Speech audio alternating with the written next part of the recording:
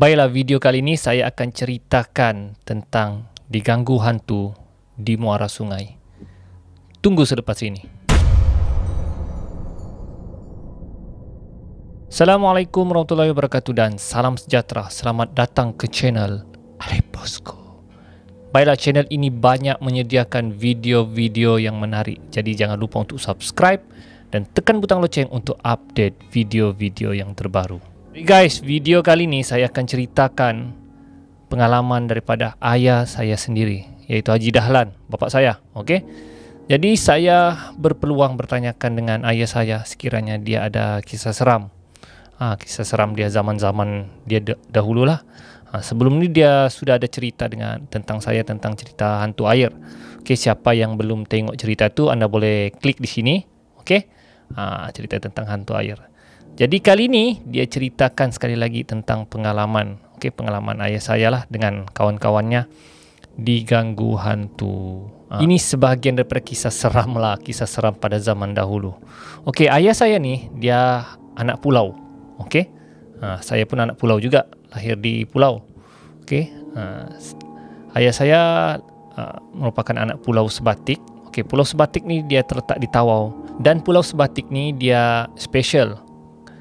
Kenapa special? Sebab Pulau Sebatik ni separuh adalah Malaysia dan separuh Indonesia. Jadi pulau ni dia terbagi kepada dua negara lah. Dan ada satu rumah, satu rumah di Pulau Sebatik ni. Di dapur dia Indonesia, di ruang tamu dia Malaysia. Jadi rumah dia di antara sempadan Malaysia dan Indonesia. So kau boleh, bila kau ke dapur, kau berada di Indonesia, dan bila kau pergi ruang tamu, kau berada di Malaysia. Jadi itu keunikan Pulau Sebatik yang terdapat di Tawau. Dijadikan cerita pada zaman dahulu. Jadi pekerjaan pada orang zaman dahulu ialah menebang kayu balak. Menebang kayu balak, dan kayu balak tersebut akan diheret ke sungai. Zaman dahulu dia tidak ada lori dan tidak ada tongkang. Jadi kau kena tarik kayu balak tersebut yang sudah ditebang dan kau bawa ke sungai. Dan di sungai mereka akan ikat kayu balak tersebut dan biarkan aliran sungai tersebut membawa kayu balak hingga ke muara sungai. Dan bila sampai di muara sungai adalah yang syarikat-syarikat yang akan ambil lah kayu balak tu, dan kayu balak tu tersebut akan dijual kepada syarikat-syarikat tersebut. Jadi itulah pekerjaan orang pada zaman dahulu. Orang-orang kampung mereka akan pergi tebang pokok kayu balak, dan tarik dia, heret dia ke sungai. Ada teknik diorang lah, diorang akan letak kayu-kayu tu kan, diorang akan heret. Begitulah. Jadi semasa mereka bekerja, ayah saya bekerja ni dengan beberapa kawan dia. Seperti biasa, ayah saya dan kawan-kawannya akan menebang kayu balak lah, kayu balak yang akan digunakan dan dijualkan kepada syarikat tertentu. Jadi setelah mereka tebang dan bawa ke tepi sungai untuk diikat. Jadi masing-masing lah ikut kayu balak yang mereka sudah tebang. Jadi ada beberapa orang lah diorang yang buat aktiviti berkenaan, kerja berkenaan. Namun hari sudah masuk lewat malam, lebih kurang mau dekat maghrib lah begitu. Jadi ada beberapa kawannya masih lagi lambat melengah-lengahkan masa. Jadi ayah saya tegur lah, kamu jangan lengahkan masa. Sekarang ni matahari mau terbenam sudah. Nanti maghrib gelap, agak susah berurusan untuk bawa kayu balak ni ke muara sungai. Jadi kawan ayah saya yang seorang ni dia macam alah, awal lagi, sempat lagi sap kirai, rokok. Kirai ni panggil rokok lah, rokok pada zaman dulu. Dia cakap, kamu pergi dululah, dia cakap. Jadi kawan-kawan ayah saya ni pun macam menyakat lah kawannya ni. Kau jangan lewat-lewat. Nanti kau jumpa hantu ni. Di sini di kawasan sungai ni banyak hantu. Kemudian dia cakap, mana ada hantu tu, dia cakap. Kalau ada hantu tu, aku tendang, dia cakap begitu. Kumpau. Kumpau ni dalam bahasa Sabah kira temberang lah, temberang. Dia cakap dia mau tendang lah. Alah, dia cakap kalau ada hantu ku tendang, siapa tu bilangnya. Kawan-kawannya cakap lah, ayah saya dan kawan-kawannya cakap, jangan kau temberang, dia cakap. Nanti betul-betul ada belengnya baru kau tahu. Belengnya. Kemudian dia cakap lagi lah, dalam seumur hidup belengnya, mana pernah aku jumpa benda begitu, dia cakap. Leklah kamu pergilah dulu, dia cakap. Aku kasih habis dulu, aku punya sebatang rokok lah. Okay, kalau zaman dahulu kirai. Okay, kirai ini dia rokok yang diletak, yang digulung. Itu rokok pada zaman dulu lah. Jadi kawan-kawan ayah saya dan kawan-kawannya pun sudah bawa kayu balak mereka melalui sungai ke muara. Tinggallah kawan ayah saya ini seorang. Jadi selepas dia habis dia merokok, dia ikatlah kayu balak yang ingin dibawanya kan ke muara sungai lah. Semasa dia ikat, dia nampak di seberang sungai ada satu lembaga. Lembaga seperti seorang perempuan berbaju kurung, rambut panjang. Tapi muka dia tidak nampak lah. Jadi dia rasa pelik lah. Siapa pula di seberang sungai ni? Dia tidak peduli lagi, dia ikat. Dan dia tengok perempuan tersebut masih lagi berdiri terpacak di sana. Kemudian dia sound, dia teriak.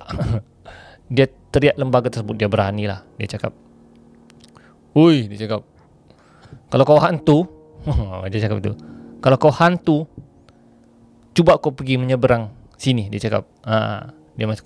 Dia suruh pergi seberang lah tempat dia ikat kayu balak tu. Tapi hantu tu lembaga tu hanya diam saja. Dia pun hanya tersenyum. Manusia ni, dia cakap kan. Kemudian dia sambung ikat. Kemudian bila dia ikat, dia tengok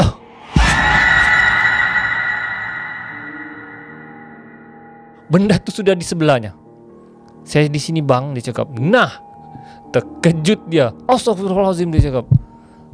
"Abang suruh saya seberang ke sini kan?" Apalagi dia terus ambil kayu balak tu, dia tarik, terus dia dayung perahu dia laju-laju. Dayung, ya. Dia dayung, perahu dia tu masih berikat dengan kayu balak yang dibawanya lah. Tapi dia kelang kabut, dia mendayung. Baru dia tahu tiba-tiba makhluk tersebut tiba-tiba berada di seberang, bersebelahan, betul-betul dekat dengan dia.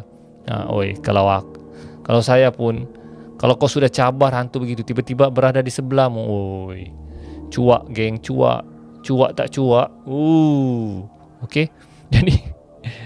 Jadi kawan ayah saya ni terkejut lah. Dia tu mendayung. Kau tahu lah kan, kalau dayung dalam keadaan panik dan takut ni macam mana. Memang kau guna sepenuh tenaga kau. Kau dayung. Dan bila dia dayung begini, benda tu mengikut dia. Dia sudah ada. Dan benda tersebut melambai dia. Bye, dia cakap kan, lambai. Nampak? Dia dayung, dia cari, dia cuba kejar ayah saya dan rakan-rakan yang berada di depan.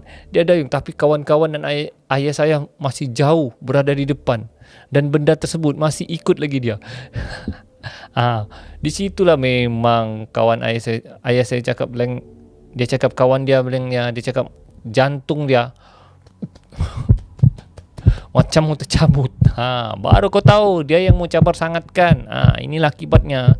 Bilang orang bongkak, sombong, angku. Kadang-kadang benda tersebut bila kau cabar, kau jangan cabar. Kalau kau cabar, dia akan betul-betul muncul. Kalau kau cabar, kalau kau ada ilmu, tidak ada masalah. Tapi kalau kau cabar tapi ilmu di dada tidak cukup, kau terima akibatnya. Dan benda tersebut kadang-kadang dia di seberang sambil melambai, kadang-kadang dia di seberang sungai sambil melambai. Kawan ayah saya kelang kabut. Jadi sampailah ke muara sungai, dia nampak kawan-kawan ayah saya dan kawan-kawannya sedang menunggu dia. Dia nampaklah kenapa macam kelang kabut. Kemudian dia cakap dengan ayah saya, "Lan, aku nampak hantu Lan." Ketawa kawan-kawan ayah saya, semua ketawa. Dia cakap, baru kau tahu. Jadi terus kawan ayah saya tersebut, ayah saya ceritalah, terus demam seminggu setelah nampak kelibat hantu di kawasan sungai.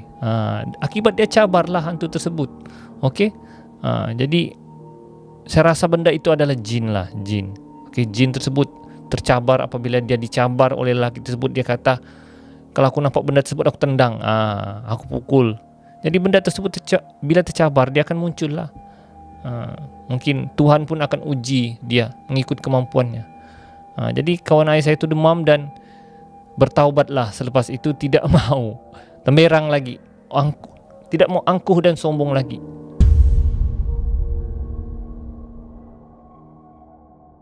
Jadi guys, itulah dia kisah seram daripada ayah saya tentang hantu di Muara Sungai.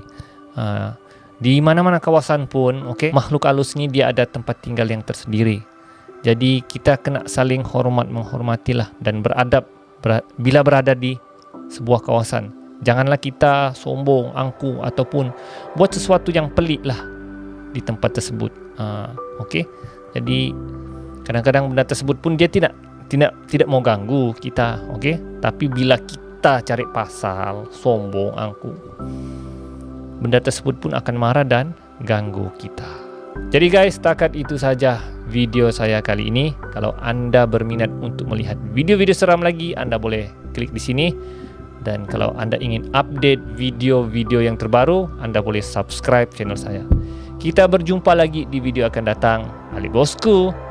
Assalamualaikum.